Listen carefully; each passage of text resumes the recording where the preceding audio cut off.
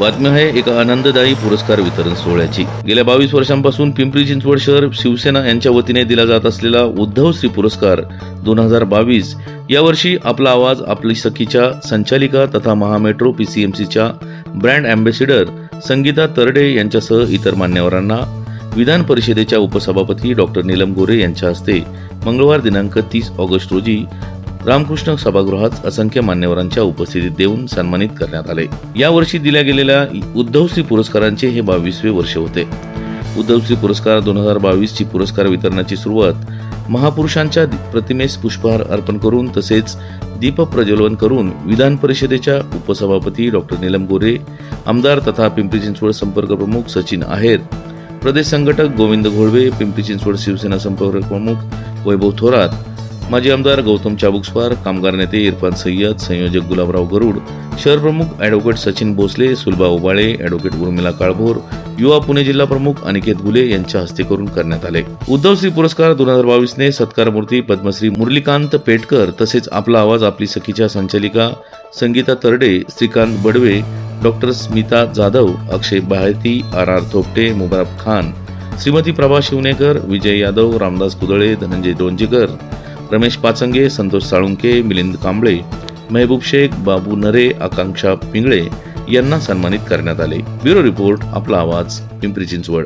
कैलासवासी बाबासाहेब धुमाळ यांच्या प्रेरणेतून हा माननीय श्री उद्धवजी ठाकरे यांच्या वाढदिवसाच्या निमित्ताने समाजातील गुणवंतांचा गौरव करावा आणि त्यांचा अनुभव हा आपल्याशी जोडला जावा या हेतूने सुरू केलेला उद्धवश्री पुरस्काराच्या कार्यक्रमाचे संयोजक श्री गुलाब गरुड, गौतम चाबुकस्वार, माजी आमदार आणि आज त्यांचा वाढदिवस आहे आणि अशा वाढदिवसाच्या दिवशी अतिशय चांगला आपण कार्यक्रम आयोजित केलेला आहे।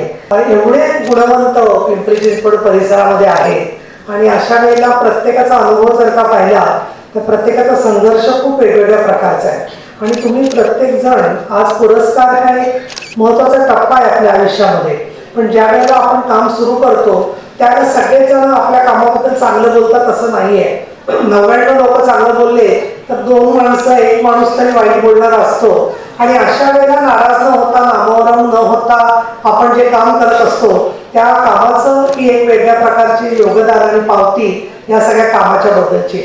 ज्यावेळेला तुम्ही यशस्वी होता, जेव्हा चांगलं काम करता तर प्रत्येकाला अडचणी आलेल्या असतात, पण तुमचं कुटुंब हा जसा तुमचा पुरस्कार आहे, तुमचा सत्कार आहे, तसं तुमच्या कुटुंबाचा सत्कार आहे आणि ज्या लोकांचा विश्वास तुमच्यावर आहे त्यांचा पण सत्कार आहे आणि अगदी महत्त्वाचं म्हणजे तुम्ही कोणाचा विश्वासघात केलेला नाहीये म्हणून हा तुमचा पुरस्कार आहे।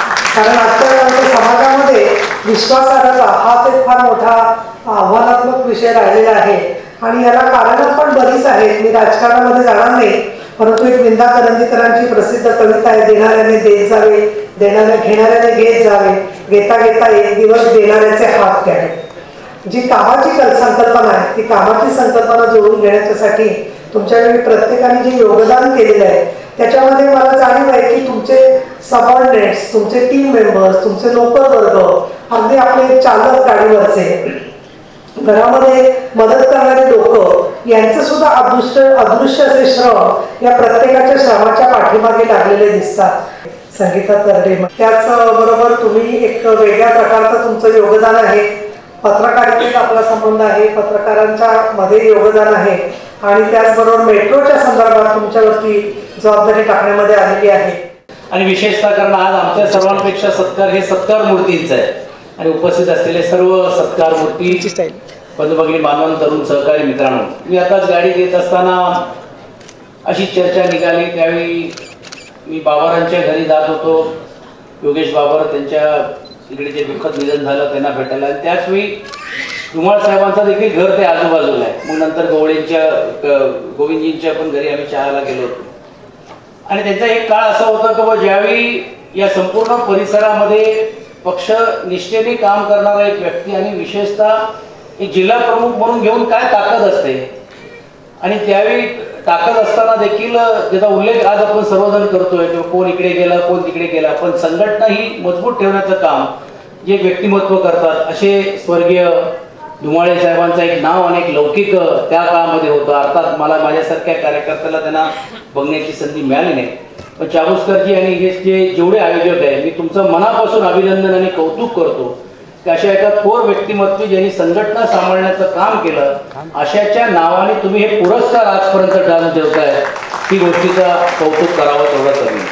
माझी विनंती राहणार आहे की त्यांच्या कुटुंबातला पण पुढच्या वेळी कोणीतरी व्यक्तीला, म्हणजे चिरंजीव असतील किंवा घरचे कोण असतील, त्यांनाही या कार्यक्रमाला आवर्जून आपल्या लोकांनी जाऊन बोलवलं पाहिजे, केलं पाहिजे आणि त्यांच्या हस्ते पण देखील काम केलं पाहिजे. कारण शेवटी राजकारणामध्ये किंवा समाज क्षेत्रामध्ये ज्यावेळी आम्ही काम करत असतो आणि त्यावेळी त्यातून तो असतो, तर पूर्ण आयुष्य ज्यावेळी तो समाजाला देत असतो, तर तो आपल्या पूर्ण घराकडे दुर्लक्ष करून तो समाजाकडे पाहत असतो आणि त्यातून समाजाने आम्हाला काय मिळवून दिलं अशातली एक भावना सर्वसामान्य कुटुंबाची होते आणि म्हणूनच त्याचा कुठेतरी ते काम आणि कार्य अशी काही मंडळी आज देखील पुढे नेत आहेत, ह्याचाही देखील कुठेतरी सुतोवाद या निमित्ताने व्हावं. चाबुस्करजी, योगायोग असा आहे की आज आपण आदरणीय पक्षप्रमुख उद्धवजींच्या नावाने पुरस्कार देत आहे आणि पुरस्कार देण्याचं काम करत असताना दुहेरी आज कार्यक्रम होतोय की त्यांचा नावाने पुरस्कार पण आहेत आणि विशेषतः तुमचा वाढदिवस पण आहे. आणि योगायोग असं झालं की मला फोन आला आणि आपल्यालाही उद्धवजी स्वतः आज त्यांनी देखील तुम्हालाही वाढदिवसाच्या शुभेच्छा दिल्या. बरोबर त्यांनी हेही सांगितलं की माझ्या वतीने माझ्या नावाने पुरस्कार असेल तर त्या सत्कार मूर्तींना पण देखील तुम्ही शुभेच्छा द्या. तर मी पक्षप्रमुख आदरणीय उद्धवजींच्या माध्यमातून पण देखील आपल्याला मी मनापासून शुभेच्छा देतो. मी आपली सर्वांची रजा घेऊन या कार्यक्रमाला शुभेच्छा देऊन थांबतो. धन्यवाद. जय हिंद, जय महाराष्ट्र.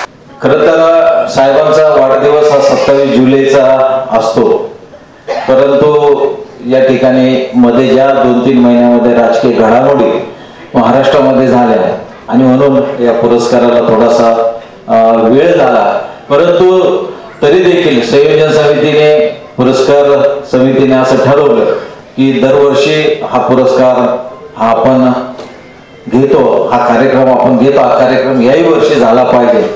गेले 2 वर्षे करोनामुळे आपण पुरस्कार आपण दिला नाही, कारण संपूर्ण महाराष्ट्राने, देशामध्ये, जगामध्ये करोनाचं जे भय होतं त्याच्यामुळं हा पुरस्कार आम्ही काय गेले 3 वर्ष आम्ही घेतला नाही.